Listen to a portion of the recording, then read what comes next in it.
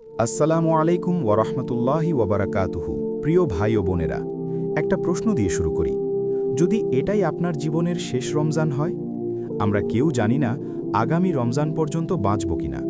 হয়তো আল্লাহ তাআলা এই কথাগুলো আপনার কাছে পৌঁছে দিয়েছেন, কারণ এখনই সময়, এখনই জেগে ওঠার সময়। রমজান কেবল ক্যালেন্ডারের একটি মাস নয়, এটি আত্মার পুনর্জন্মের সময়। এমন এক মাস যখন রহমতের দরজা খুলে যায়, দোয়া ফিরিয়ে দেওয়া হয় না, শয়তান শিকলবন্দী থাকে, আর একজন গুনাহগার মানুষও আল্লাহর কাছে ফিরে আসতে পারে সম্মানের সাথে। ভাবুন তো, একজন মানুষ সারা বছর ভুল করেছে, নামাজ পড়েনি, গুনাহে ডুবেছিল, তবুও আল্লাহ বলেন, এসো আবার শুরু করো। এই আবার শুরু করার মাসের নাম রমজান।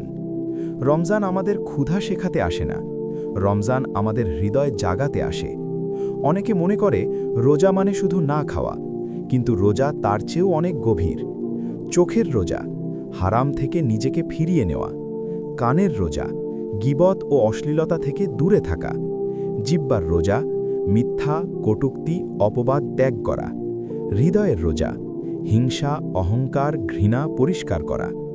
যে শুধু ক্ষুধার্ত থাকে সে উপবাসী, যে নিজেকে বদলায় সে রোজাদার। রমজান হল কোরআনের মাস। এই মাসেই মানবজাতির সবচেয়ে বড় হেদায়েত নাজিল হয়েছিল।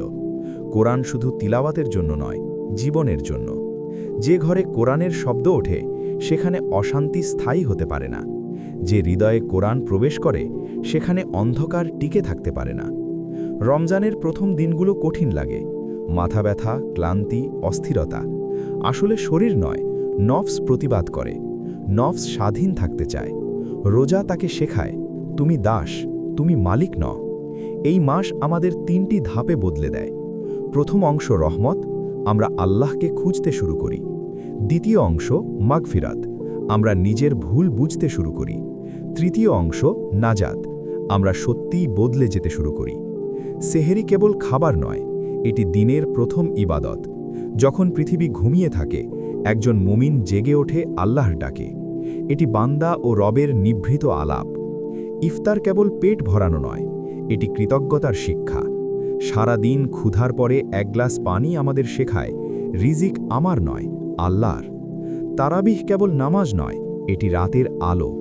ক্লান্ত শরীর দাঁড়িয়ে থাকে, কারণ হৃদয় জেগে থাকে। আর আছে সেই মহিমান্বিত রাত, লাইলাতুল কদর। একটি রাত, কিন্তু হাজার মাসের চেয়েও উত্তম।